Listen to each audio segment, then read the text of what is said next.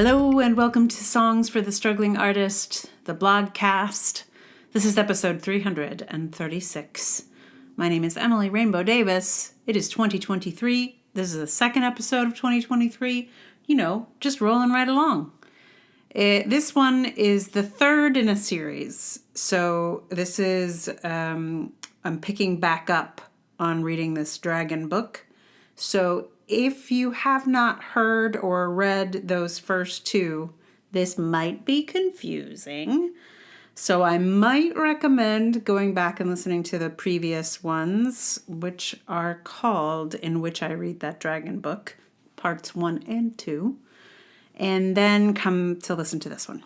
I think it'll make more sense, although it may not matter, honestly. This is my response to reading a book called When Women Were Dragons, and there will be spoilers, so if you're waiting to be surprised about what happens in this book, do not listen to this podcast. You could just skip ahead to the song if that's why you're here. Anyway, this one is called In Which I Read That Dragon Book, Part 3. November 8th. I'm back in the game with When Women Were Dragons. I had apparently read 78% before it was returned to the library, so we're back on the horse, or dragon, with 22% left to read. Having been away from this book for a while, I found it challenging to drop back in. My attention kept sliding around as I read about the account of the protagonist's prom where a bunch of girls turned dragon. The real drama seemed to be that a lot of girls were nice to her for a change, and that she found them very beautiful. And then they were naked, and then they were dragons. Primary image, green glitter. But our protagonist doesn't turn dragon, presumably because of those knots her mother tied, so I guess the drama is not turning dragon while all the other girls transform. Then, school gets canceled, and the librarians tutor dragons, and then there's an academic talk about how this is the next dragoning. I guess, given how beautiful the protagonist found one of the naked girls before she dragoned, this might all be an elaborate coming-out story? Which would actually be cool, but the dedication and introduction led me to believe this might have something to do with Christine Blasey Ford? We'll see, I guess. November 9th. I might retitle this book A Series of Not Particularly Exciting Events with Dragons. It's just like, okay, she graduated from high school, started college, and moved in with her aunties who happen to be dragons, but it doesn't really matter. They still cook and clean and brush the little girl's hair. Also, at her aunt's suggestion, the protagonist finally opens the box her mother left her to look for the secret bank accounts she left behind. And they're there! How fortunate! What a surprise! Too bad she didn't bother to open that box when she first received it. And speaking of boxes she hasn't opened, as far as I know, she still hasn't read the stuff her aunt left behind, but now she doesn't need to because her aunt is there and could tell her anything she wants to know. But apparently, the protagonist doesn't want to know anything and just pouts about all the help she's getting from dragons. Best part of the book? The kid who has little dragon outbursts where she suddenly grows talons and ruins her shoes before returning to regular feet.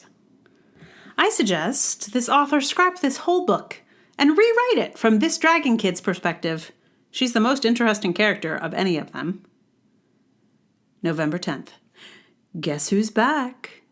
The protagonist, her name's Alex, I don't know why I can never remember that when I'm writing these, is reunited with her friend that her dad went into the homophobic panic about. And it seems like he had a good reason for the panic because these two are besotted with each other, but completely unable to acknowledge it yet. It takes a conversation with the dragon scientist to clarify that A, her aunt is a lesbian, and B, Alex is probably in love with her friend, too. Also, her aunt is in a dragon quadruple? 4 dragon ladies who are all in love with each other? I mean, okay, cool. I guess this book is just an elaborate coming out story after all. And I guess that's cool, but I'm not sure I love what that seems to be implying. Like, since all the dragons are mostly just super helpful aunties and church ladies and knitters and whatnot, it seems to be suggesting that lesbians are all just nice ladies who want to cook and clean for you. And in my experience, lesbians have a lot more to offer than being nice wives to other ladies. There are no radicals in this book, just overly helpful ladies who want to brush your hair. And then there's this scene with the nice dragon scientist doctor guy who just wants to come over and observe all these ladies and see the baby dragon transform for the first time. A process we have been led to believe involves some nakedness, and he seems really genuinely interested for science, but also it's somehow creepy. This book is so weird, you guys. So weird. November 11th. This book keeps feeling like it's ending and then doesn't. They finally let the kid become the dragon she wants to be, and then everyone becomes dragon activists for her. I thought that might be the end because this book has been headed there ever since this character could talk. But wait, there's more! The protagonist's girlfriend, and yes, now they are out as girlfriends, turns dragon and tries to convince the protagonist, Alex, to join her. But she doesn't. I thought it might end there. But wait, there's more! I don't know what actually the end is yet, but it's clear there are more chapters after this. I'd had enough by the time we got to the girlfriend dragoning up, but I think we're almost there. Fingers crossed someone will actually read the hidden materials from the beginning, but I somehow think everyone has forgotten those, including the author. The final chapters are coming soon. They're a whole other post because it turns out I have a lot to say about this whole experience. So if you just can't wait another week to hear about the end of this book, you can go ahead and read it on the blog, artiststruggle.wordpress.com. I know the suspense is intense, so, you can go do that there. Or you can read the book yourself and see how my response compares to yours. I will wager that mine will be angrier. So, look forward to that. So that book I am done with. But I will read you the last of the blogs about it. I say it's the last one. Who knows what else could happen? There could be a sequel to this book, and then I'll have to read more. I don't know if I will. Anyway, I think it's the last one. So, the song today is The Book of Love by the Magnetic Fields. I having now done quite a few of these about books, I'm hitting the relevance wall. Although this one, I think it is actually relevant in that it's a song about love, and this is where we find out that the book is a love story. Here at the end, we discover, oh, it's a love story. Not like it's edgy, right? Because we don't know it's a love story from the beginning, like most love stories are. Anyway, since it becomes a love story in this portion of the book, I thought maybe I'll do the Book of Love now. So I shall play that for you in just a moment. Meanwhile, thank you so much for listening. If you like the podcast, please tell someone about it. Like it, share it, review it, subscribe, all of the things. If you'd like to support it with your money, that would be amazing. Patreon.com/Emily R. Davis is the sort of subscription model. And then there's the kind of tipping model on Ko-fi and on PayPal. All those links are in the show notes. Check them out. So, here upon the ukulele, I shall play The Magnetic Fields, The Book of Love. It is on their 69 Love Songs album that does in fact feature, I believe, 69 love songs. Peter Gabriel has done a cover of this song. I think this is one of the more popular of the 69 love songs.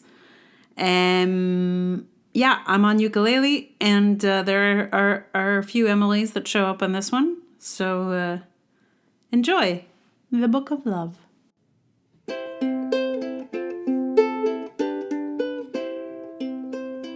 The Book of Love is long and boring.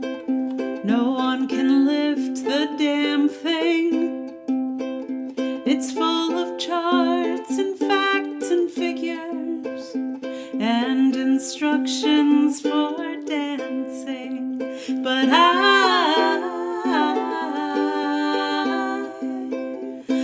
love it when you read to me, and you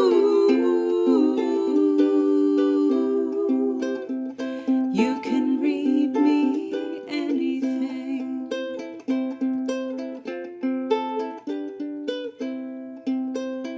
The Book of Love has music in it. In fact, that's where music comes from. Some of it is just transcendental. Some of it is just really dumb. But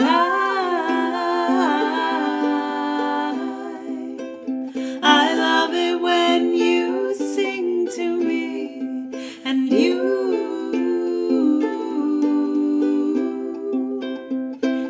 can sing me anything.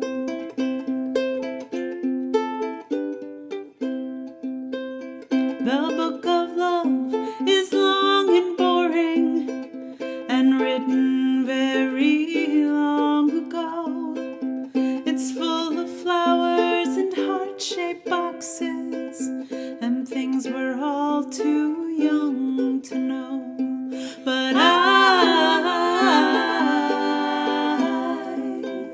I love it when you give me things, and you